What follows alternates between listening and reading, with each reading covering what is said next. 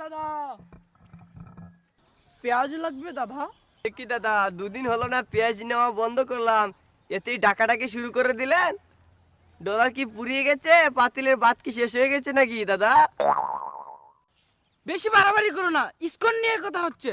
পারমাণবিক বোমা ছেড়ে দেব বাংলাদেশে। ও দাদা, তাই নাকি?